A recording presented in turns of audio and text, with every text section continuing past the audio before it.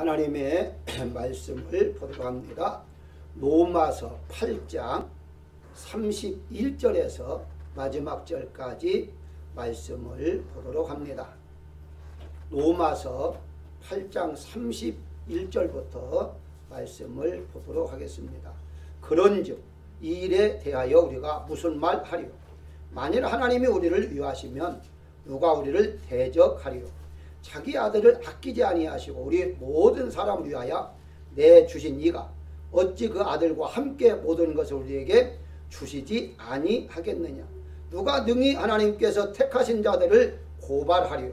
의롭다 하신 이는 하나님이시니 누가 정죄하리요? 죽으실 뿐 아니라 다시 살아나신 이는 그리스도 예수시니 그는 하나님 우편에 계신 자요 우리를 위하여 간구하시는 자니라. 누가 우리를 그리스도의 사랑에서 끊으리요? 환난이나 공고나 박해나 기근이나 적신이나 위험이나 칼이라. 기록된 바 우리가 종일 주를 위하여 죽임을 당하게 되며 도살당할 양같이 여김을 받았나이다 함과 같으니라. 그러나 이 모든 일에 우리를 사랑하신 이로 말미암아 우리가 넉넉히 이기느니라. 내가 확신하노니 사망이나 생명이나 천사들이나 권세자들이나 현재 일이나 장래일이나 능력이나 높음이나 깊음이나 다른 어떤 피조물이라도 우리를 우리 주 그리스도 예수 안에 있는 하나님의 사랑에서 끊을 수 없으리라. 아멘. 요한계시록 2장과 3장에 보면 7개 교회들에게 소개하는 내용 중에 공통점이 있는데요. 이기는 자에게 라는 말씀입니다. 이기는 자에게 축복을 주시겠다라는 말씀이 기록되어 있는데요. 신앙생활이란 이기는 것이다. 승리하는 것이다. 이렇게 말씀을 드릴 수가 있습니다. 세상적으로 이긴다는 의미는요. 굴복시킨다, 정복한다 라는 의미라면 신앙적인 의미는 이겨낸다, 극복한다 라는 의미가 들어있습니다. 따라서 우리 기독교인들은 세상적인 면에서는 하나님께서 창세기 1장에서 말씀하신 대로 정복하고 다스려야지만은 신앙적인 면에서는 참고 견뎌 이겨내야 한다라고 말씀을 드릴 수가 있습니다. 전염병이라는 것은 환경을 통해서 믿음을 약화시키고 있는데요. 본문에서 예수님의 사랑으로 모든 것을 넉넉하게 이길 수 있다고 말씀하신 대로 우리 믿는 사람들은 하나님의 사랑 안에서 그 어떤 환경도 우리는 능히 이겨내야 할 것입니다. 이기기 위해서는 싸워야 하는데요. 고린도전서 9장 25절에 보게 되면 이기기를 다투는 자마다 모든 일에 절제하나니 그들은 썩을 면류관을 얻고자 하되 우리는 썩지 아니할 것을 얻고자 함이라 라고 말합니다. 세상에서도요. 어떠한 이류가 된다든가 어떤 스포츠에서 승리하기 위해서는요. 엄청난 훈련과 절제를 하고 있습니다. 그런데 바울은 그런 것을 위해서도 썩어질 영광인데 썩어질 면류관을 위해서도 그렇게 애쓰고 힘쓰는데 우리가 애쓰고 힘쓸 것은 썩지 아니할 면류관을 얻는다라고 소개하고 있습니다. 한마디로 우리의 싸움은 헛것이 아니라는 것이죠. 우리의 싸움은 하나님께서 인정하는 싸움이요. 영원히 영광을 받을 싸움이다 라고 말씀을 드리는 것이죠. 그렇다면 오늘 본문에 보게 되면 우리는 승리하기 위해서 어떻게 하느냐? 넉넉하게 승리하기 위해서 이기기 위해서 우리가 몇 가지 본문을 통해서 은혜를 나누고자 합니다. 가장 첫 번째 하나님이 이기게 하시니 넉넉히 이길 수 있다는 사실인데요. 넉넉하게 이길 수 있다. 이거 말은 자신 있게 말할 수 있는 첫 번째가 여기 하나님이 이기게 하시기 때문이다 라고 말씀을 드릴 수가 있습니다. 본문에 보면요. 6번의 물음표가 나와요. 이 물음표가 6번 나오는데요. 첫 번째가 31절에 우리가 무슨 말을 하리요 라고 출발합니다. 세번역에서는요. 어떻게 번역했느냐면 우리가 무엇을 하고 말할 수 있겠습니까? 말할 필요가 없습니다. 더 이상 말이 무슨 필요가 있겠습니까? 라고 말하고 있는 것이거든요. 무슨 말이냐? 하나님께서 승리하게 해주시는데 내가 무슨 말이 필요합니까? 라고 지금 말하고 있는 것이거든요. 한마디로 우리가 세상에서 이런 말 하잖아요. 짜고 친다라는 말 하잖아요. 짜고 친다는 말은 이미 1등, 2등 순위를 정해놓고 어떤 대회를 여는 거거든요. 그러면 대회를 열으면 이미 순위는 정해놓고 난 다음에 가서 이제 대회 참석만 하면 1등이 되고 대상을 되고 이렇게 되는 겁니다. 마찬가지로 하나님께서 승리는 이미 이겼다. 내가 너와 함께함으로 내가 너를 싸워줌으로 이미 승리는 나타났다. 지금 그렇게 지금 출발하고 있는 거죠. 그래서 할 말이 필요가 없다. 무슨 말이 할 필요가 있느냐? 라고 말하고 있습니다. 두 번째는 31절에 누가 우리를 대적하리요? 라고 말을 하죠. 이것을 이제 대적할 수 있겠습니까? 라고 좀 요라는 말이 사실은 번역의 세 번에 보면 다 깝니다. 그럴 수 있습니까? 라는 이제 의문표를 던지는 거거든요. 32절에 모든 것을 우리에게 주시지 않겠습니까? 네 번째 33절에 하나님의 택하신 자를 누가 고발하겠습니까? 다섯 번째 34절에 누가 우리를 정죄하겠습니까? 여섯 번째 35절에 우리를 그리스도의 사랑에서 누가 끊겠습니까? 라고 말을 하고 있죠. 여섯 가지의 질문은 첫 번째 물음과 마지막 여섯 번째의 물음표 속에 모두 포함되어 있다라고 말씀을 드릴 수가 있는데요. 무슨 말이냐? 첫 번째가 31절에 그런즉 무슨 말하리요? 할 필요가 없다. 왜냐하면 39절에 하나님께서 이제 우리를 이기게 해주시기 때문이다. 하나님의 사랑에서 누가 끊을 수가 있느냐? 그러니까 39절에 하나님의 사랑에서 끊을 수 없다 라고 말을 하고 있죠. 이 말은 반드시 이긴다 라는 결론을 얻고서 출발하고 있는 것을 볼 수가 있습니다. 그렇습니다. 우리가 어떤 회사에 취직하기 위해서 시험을 치른다 가정하십시다. 이것은 바로 이제 배경이든가 누구의 도움을 받다 어쨌든 이건 그냥 시험만 치르면 합격이야. 알고 시험을 치르는 사람과 이게 합격할 것인지 불합격할 것인지 모르고 하는 사람과 전혀 차원이 다르다는 것이거든요. 하나님께서는 아예 너는 말할 필요가 없다. 넌 이기게 할 테니까 너는 그냥 싸우기만 해라. 그러면 싸우면 백성 이길 것이다. 이렇게 지금 말씀하고 있는 것을 볼 수가 있습니다. 그렇습니다. 우리가 싸워야 할 것은 반드시 이겨야 할 싸움들만 있다는 사실인데요. 영적 싸움이나 육적 싸움에서 반드시 이기도록 하나님은 역사하신다고 분명히 약속하고 있습니다. 그래서 그냥 이기는 것도 아니고 대충 이기는 것도 아니고 겨우겨우 이기는 것도 아니고 힘들게 어렵게 이기는 것도 아니고 여기에 바울은 넉넉하게 이긴다라고 말하고 있는 것이죠. 한마디로 힘들지 않고 그냥 쉽게 우리는 이기게 하신다. 누가? 하나님 그렇게 하신다고 말씀하고 있는 것이죠. 무암 전염병에 지면 죽는 것이고 이기면 사는 것이지 않습니까? 그래서 이 병과 바이러스와 싸워서 이긴 자는 살아나는 것이고 그 바이러스와 싸워서 지면 그 죽는 거예요. 신앙생활도 마찬가지인데요. 마귀에게 지면 마귀종이 되고 결국은 로마서 8장 16절에 나온 대로 주의 종이 되어 사망에 이른다라고 말씀하고 있습니다. 사실은 전염병에 걸리지 않도록 우리가 조심하고 조심해야겠지만 사실 전염병에 걸려서 죽는 건 육체잖아요. 그런데 주의 전염병에 걸려 죽는 건요 육체와 함께 영혼까지 죽는 것이기 때문에 정말 우리가 신경 쓰고 조심하고 조심할 것은 주의 병에 걸리지 아니하도록 우리가 신앙생활을 잘해야 한다는 것입니다.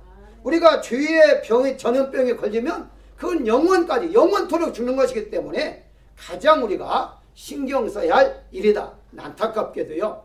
육신의 질병에 걸리지 않기 위해서 바이러스에 걸리지 않기 위해서 믿음을 저버리는 사람들이 덜어 있을 때에 참으로 안타까운 거예요.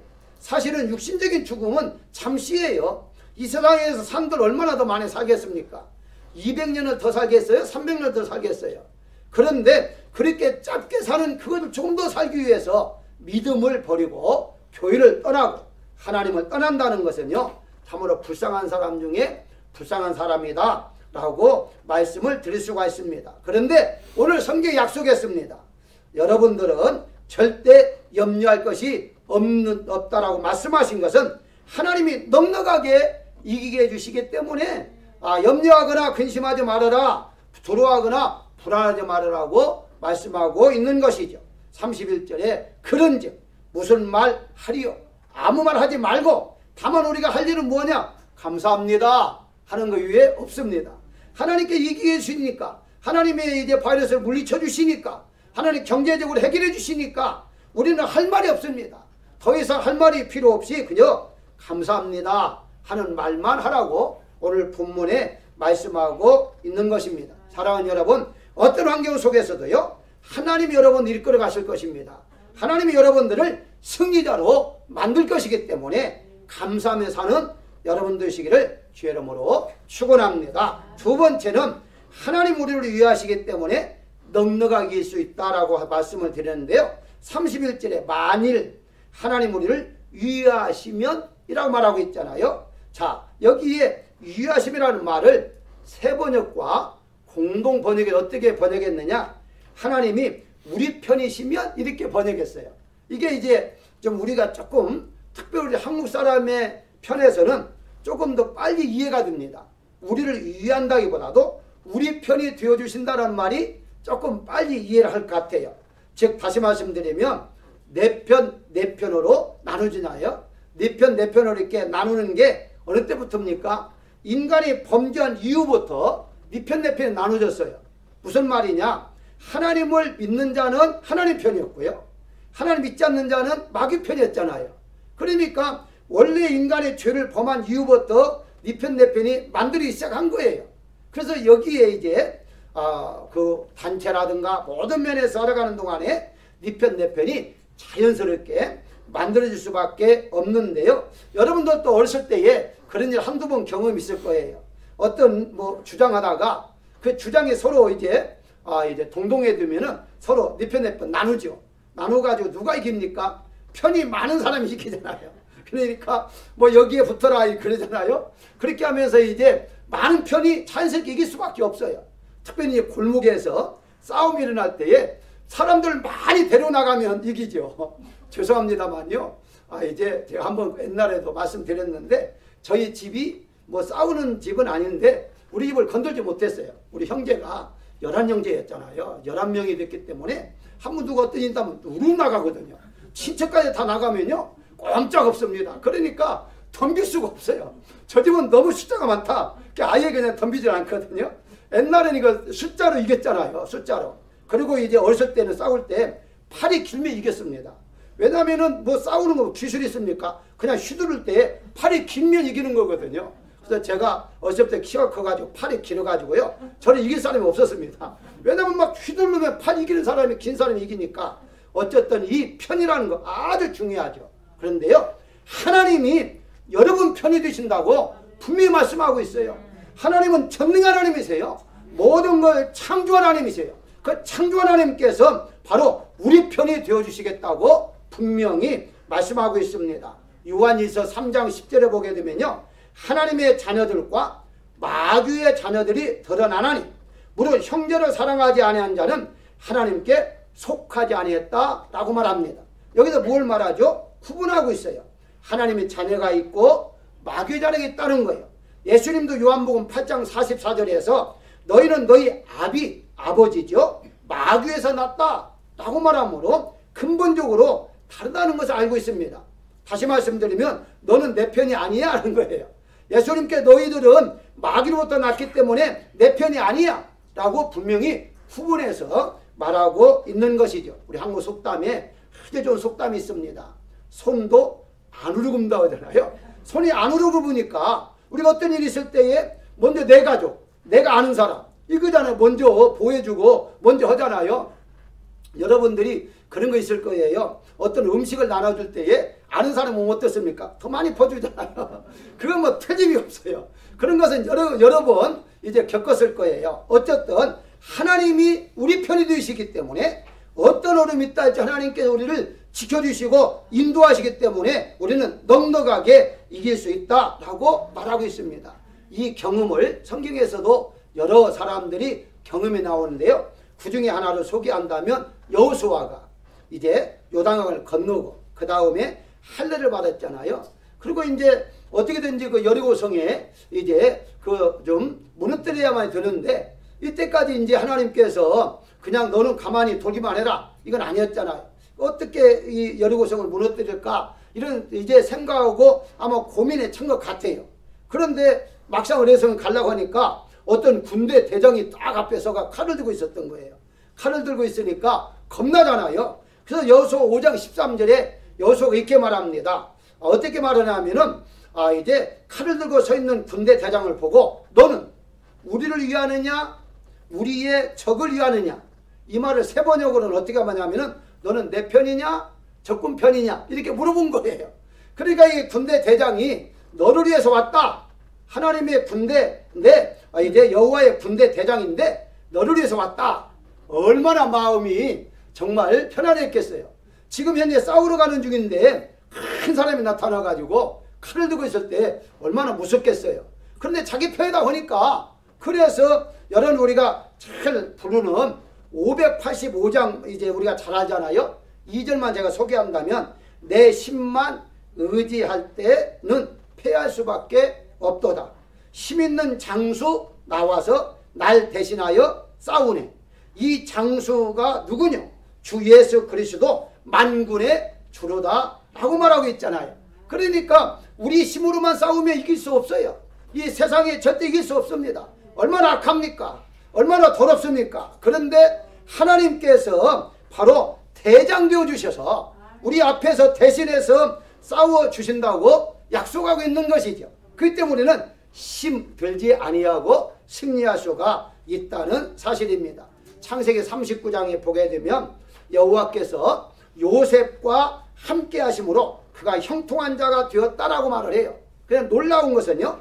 이어서 3절에 보게 되면 보디발이 그 주인이 요셉을 보니까 여호와께서 그에게 형통함을 주신 것을 느꼈어요. 느끼니까 어떻게 합니까? 얘는 일반적인 보통 노예로 취급하면 안 되겠다라는 생각을 자연히 갖게 되고 그 더불어서 가정 총무를 맡길 수밖에 없었다는 사실이에요. 왜냐하면 하나님께서 그와 함께 하는 걸 눈으로 보니까 이런 애는 그냥 보통 똑같이 취급하면 안 된다. 특별한 자다. 나도 대우를 해줘야지. 그러니까 노예지만 살림을 맡길 정도로 그렇게 하나님이 그와 함께 하니까 많은 자들에게 인정을 받았다는 사실입니다. 사랑하는 여러분, 하나님은 여러분의 편이시고 어떤 일이 있어도 여러분 편이시기 때문에 여러분들 편으로 도와주시기 때문에 어렵고 힘들어도 우리는 승리할 수가 있다는 사실을 믿으셔야 할 것입니다. 어떤 분이 이런 질문을 해요. 목사님, 이제 편이라고 했는데 그러면 경기할 때에 예를 축구를 한다면 똑같이 믿는 사람이 이제 축구를 한다. 그러면 하나는 누구 편에 들어줍니까? 라고 질문을 해요. 간단합니다. 양쪽 편에 봐서 누가 믿음이 더 좋은가? 믿음이 좋은 편을 하나는 들어줘요. 자, 그 다음에 믿음도 이제 똑같다. 그럴 때 어떻게 되냐?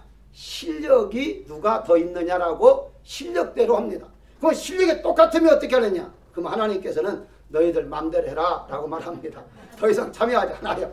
어쨌든 하나님은요, 하나님을 믿는 자에게 먼저 편을 들어주시고 성경이 그러잖아요. 하나님을 믿는 자를 우선순위로 보호하시고 지켜주는 것은 출애굽기 역사를 보게 되면 너무나 잘 나와 있습니다. 분명히 10가지 재앙을 보십시오. 이스라엘 백성들은 그 재앙에 한 번도 어려움을 당하지 않았다는 사실을 우리가 볼 수가 있습니다. 똑같은 지역이에요. 같은 나라예요. 그런데 한쪽에서는 햇빛이 비치고 한쪽에서는 어두움이 비치는 그런 놀라운 역사를 하나님이 하셨다는 사실입니다. 그래서 우리는 하나님이 나의 편이 되시기 때문에 어떤 어려움도 우리는 견뎌나가고 마침내 넉넉하게 이길 수 있다는 사실을 믿으시기를 주의 이름으로 축원합니다. 세 번째는 하나님 우리를 의롭게 해주시기 때문에 넉넉하게 이길 수가 있는데요. 33절에 의롭다 하신 이는 하나님이시니 라고 말합니다. 자, 의롭다는 말은요, 죄가 없다는 말과 같습니다. 구약시대에는요, 돈을 빌리다가, 물론 구약시대뿐만 아니라 역사적으로 보면 다 어느 나라는 이런 건 있어요. 돈을 빌려 사용했는데 갚지 못하면 자신이나 혹은 자녀들이 종으로 팔려갔어요. 그래서 우리가 잘 아는 열왕기하 4장 1절에 보게 되면 신학생의 아내가 남편이 죽어서 돈을 갚을 수가 없기 때문에 두 아들이 종으로 팔려가기도 있었습니다. 그래서 엘리사 이제 선지자한테 가가지고 상담을 합니다. 이런 일이 있는데 어떻게 했으면 좋겠습니까? 그러니까 엘리사가 뭐 돈이 있겠습니까? 그래서 빈 그릇을 빌려서 네가 가지고 있는 기름을 해서 부어라. 붓고 난 다음에 가득 차면 그걸 팔아가지고 이제 빚을 해결하라. 그렇게 말씀하고 있는 것을 볼 수가 있어요. 무엇을 말하죠? 하나님께서 함께하는 자, 바로 의롭다고 하는 자, 죄인이 없는 자, 하나님 어떤 경우를 할지라도요, 그걸 해결할 수 있는 분이 누구시냐?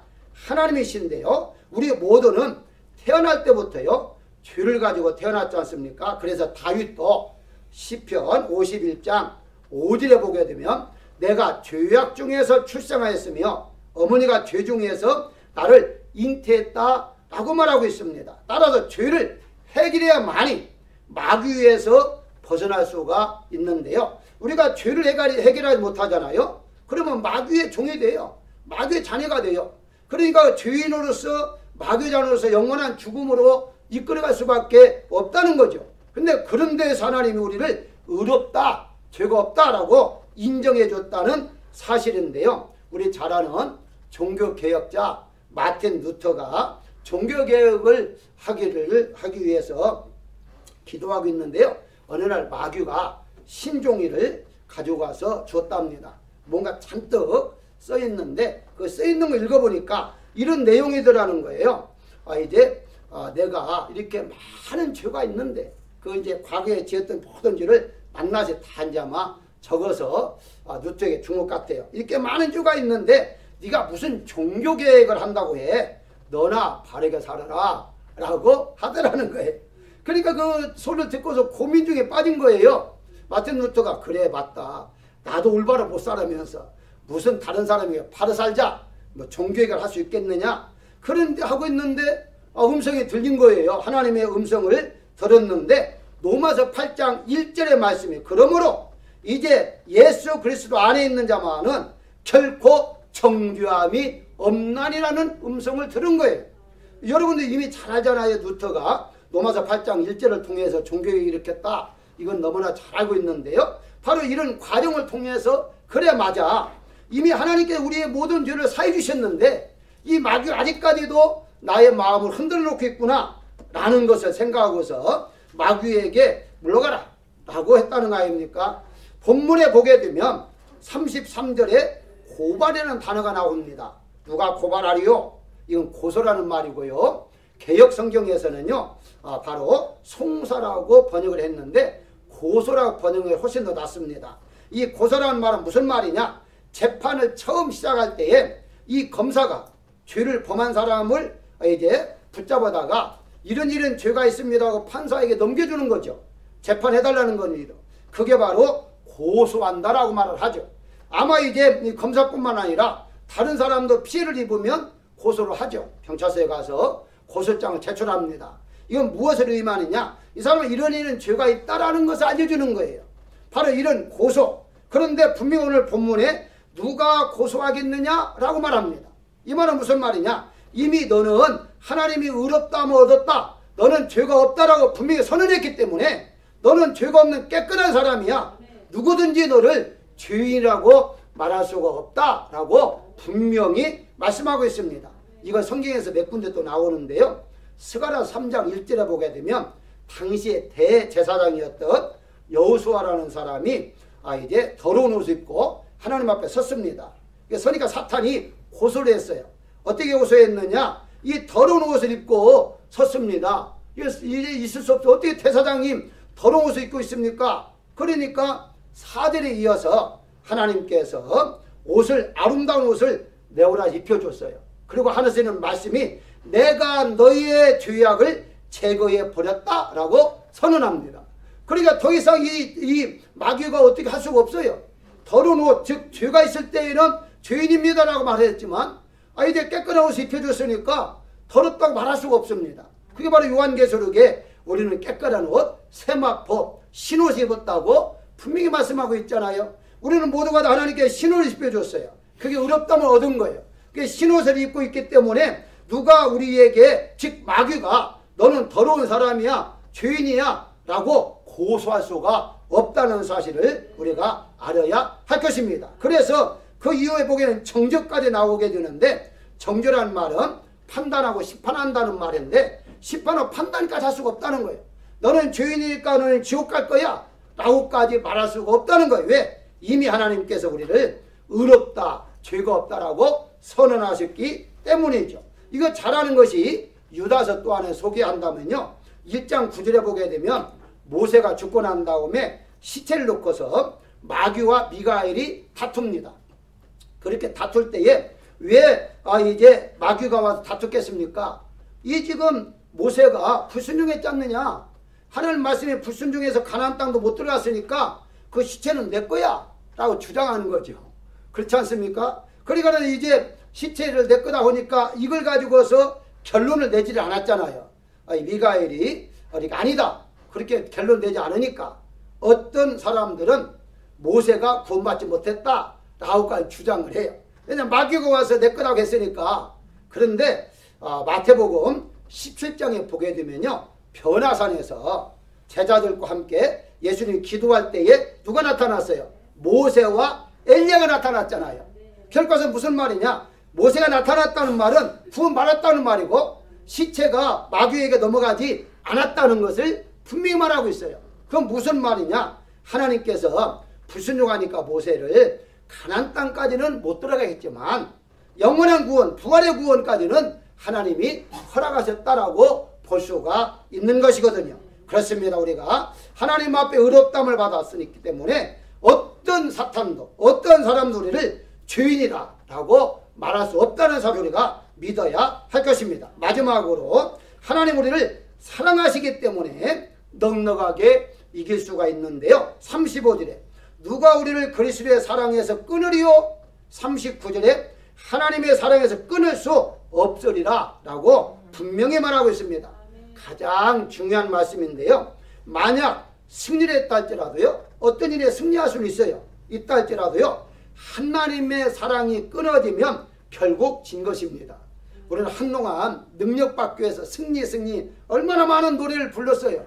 그런데 이런 노래를 부르면 능력자들이 저주하고 능력자들이 서로 싸우고 능력자들이 바로 시기, 질투 이런 일들이 얼마나 많았습니까? 그것은요, 진정한 승리자가 아니라는 사실을 우리가 알아야 할 것입니다. 왜냐하면 그런 일들은요, 세상에서 너무 많아요. 세상에서는요, 오직 승리하면 이기면 끝나요. 이기면 끝나지만 성경에서는요, 이기는 것이 중요한 것이 아니라 하나님 안에, 사랑 안에 있는 것 자체가 이기는 것이다. 그러니까 하나님의 사랑이 내가 늘 느끼고 있다면 그 사람은 승리한 사람입니다. 무엇을 우리가 할 수가 있느냐? 날마다 순간마다 하나님의 사랑을 느끼면서, 하나님 오늘도 저를 사랑해 주시니 감사합니다, 저를 인도해 주시니 감사합니다, 이렇게 느끼고 사는 자가 승리자요, 진정한 이긴 자다라고 말씀을 드릴 수가 있습니다. 오늘날에 믿는 사람들 중에서는요, 예수님을 믿는다 하면서도 하나님의 사랑이 무엇인지를 느끼고 못하고 이제 믿는 사람들이 많아요. 저는 이제 상담을 통해서 이렇게 들어보게 되면요, 일평생 정말 하나님의 사랑이 정말 너무너무 감격해서 눈물을 흘려본 적이 없다고 한 사람이 있어요. 여러분, 정말 하나님의 사랑을 느끼면요, 눈물이 나올 수밖에 없습니다. 그게 회개의 눈물이든지 그게 기쁨의 눈물이든지 관계없어요. 하나님의 사랑이 나에게 임하면요, 나 같은 죄인을 이렇게 사랑하셨구나 하면서 눈물은 나올 수밖에 없어요. 그런데 한 번도 그런 감동을 못 받았다 하는데 얼마나 안타깝습니까? 하나님의 사랑을 날마다 받으면서도 그 감격을 느껴지지 못했다는 것. 오늘 본문에 뭐라고 합니까? 우리가 35절만 한번 함께 읽어보십시다. 35절을 함께 읽어볼까요? 누가 우리를 그리스도의 사랑에서 끊으리요? 환난이나 공고나 박해나 기근이나 적신이나 위험이나 칼이라 라고 말하고 있어요. 여기 이미 여러분 아시지만 우리 젊은 사람들도 혹시 모를 수가 있으니까 조금 설명을 드립니다. 환난은 외부적으로 오는 고통을 말하고요. 공고는 내적, 심적, 마음으로 오는 고통을 말합니다. 핍박은 종교적, 당시에 하나님을 믿는다는, 예수님 믿는다는 것 때문에 받는 핍박을 말하고요. 그 다음에 기근은 경제적으로 가난하게 사는 걸 말하죠. 적시라는 말은요, 이 말 그대로 옷을 벗었다는 것인데, 옷을 벗었다, 왜 옷을 벗고 사느냐? 그 옷을 벗고 사는 것이 아니라 완전히 사형을 시킨다든가 이렇게 할 때에 옷을 다 벗겨버려요. 그리고 이제 예를 들어서 이제 예수 믿는다는 것뿐만 아니라 뭐 노예라든가 혹은 이제 뭐 여러 가지 뭐 채무에 걸렸다든가 그러면 옷을 다 벗겨가 버려요. 그러니까 이럴 때 얼마나 수치입니까? 얼마나 창피합니까? 이런 일들이 바울이 많이 경험적으로 겪었던 것이거든요. 위험에 대해서 여러분 이미 아다시피 고린도후서 11장 24절에 보게 되면 유대인들에게 40에 하나 감한 매를 39대를 맞았다는 건데 5번이나 맞았다고 그래요. 광야와 바다의 위험과 형제 위험과 목마름과 굶주림과 헐벗고 추위에 떨었고 계속 얘기합니다. 그런 가운데 속에서도 바로 바울은 고린도후서 1장에서 이렇게 말을 해요.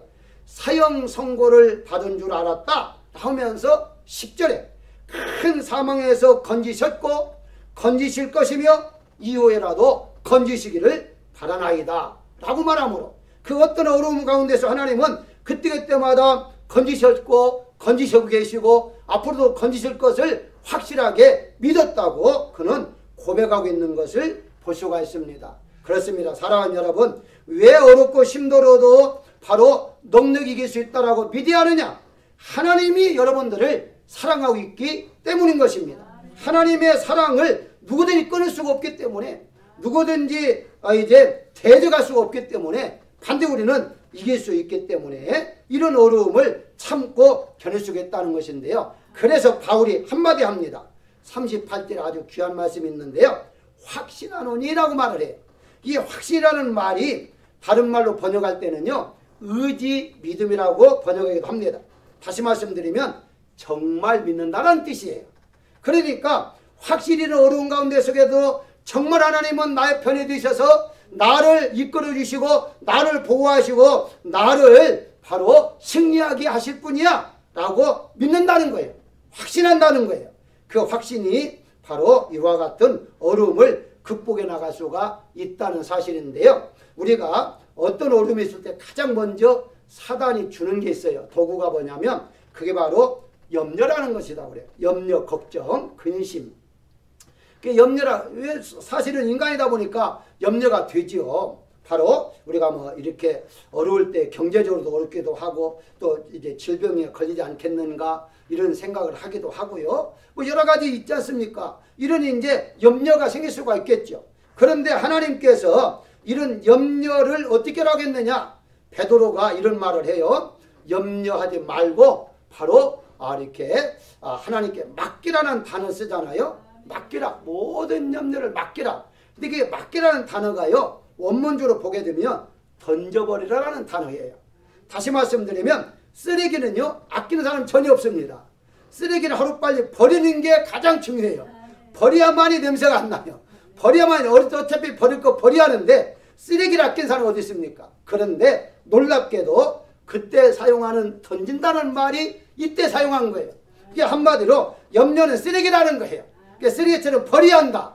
염려가 오면 버리라 라고 분명히 말하고 있습니다. 이때 말하고 있는 게 확실한 사실이거든요. 결론적으로 말씀을 드리면요. 이긴다는 것은요. 축복입니다. 마땅히 기독교인들이 경험해야 할 요소가 바로 승리의 모습인데요. 중요한 것은 오늘 보면 다시 37절에 그러나 라고 말합니다.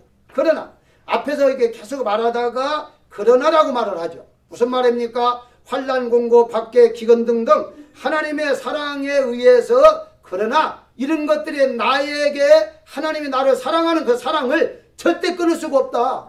이런 것들 하여금 내가 하나님 떠날 수도 없다. 하나님도 나를 버리지 않지만 나도 하나님을 절대 버리지 않겠다 라는 것이 바로 그러나 라고 지금 말하고 있는 것입니다.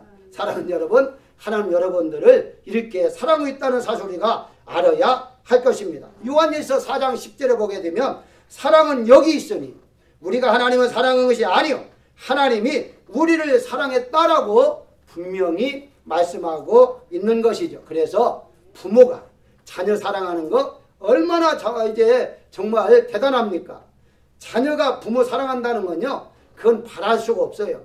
바랄 수가 없는 게 뭐냐면 사랑은 내리 사랑이라 하잖아요. 하나님께서 그렇게 우리를 사랑한다는 것인데요. 얼마 전에 저는 유튜브를 보고 감동받은 게 있어요. 그걸로 뭐 다른 사람도 본 분이 계셔서 소개합니다만은 우리 한국에서 수해가 나가지고 이게 매몰되었잖아요. 근데 이 개가 계속 땅을 파면서 이 사람들에게 도와달라고 끙끙거린 거예요. 그래서 왜 그런가 해서 사람들이 땅을 파봤더니 새끼가 그 속에 들어있는 거예요. 그게 혼자만 땅을 파도 안 되니까 사람들에게 도움을 요청해가지고 판 거예요. 이게 파서 2마리가 나왔는데 또 이제 반대 가가지고 또 막 끙끙거리는데 도와달라고 해서 또 파보니까 거기에 막 흙이 막 잔뜩 진흙에 묻었던 또 새끼 2마리를 또 꺼냈어요. 7일 동안인가? 뭐 제가 지금 그걸 기억이 잘 못하겠어요. 오랫동안 그 속에 묻혀 있었는데요. 개가 어미개가 새끼 이제 꺼내달라고 자기 힘으로 안 되니까 사람에 의해서 그게 꺼냈는데요. 얼마나 예쁜지 모르겠어요. 개들이. 뭘 말하죠? 개도 자기 새끼를 그렇게까지 아끼고 그렇게 사랑한다면 하나님은 여러분들을 얼마나 사랑하겠는가? 이걸 생각한다면 아무리 어렵고 힘들어도요. 바로 하나님의 사랑을 느끼면서 우리가 살아가는 여러분 되시기를 주의 이름으로 축원합니다. 예수님은요.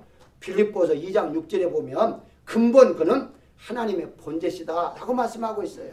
오늘 본문 32절에 자기 아들을 아끼지 아니하신 분이 우리에게 모든 걸 주시지 않겠느냐 분명히 말하고 있습니다. 하나밖에 없는 아들도 우리를 위해서 주셨는데 그렇게까지 우리를 사랑했는데 우리의 모든 것이 필요한 걸 주시지 않겠느냐고 분명히 말씀하고 있잖아요.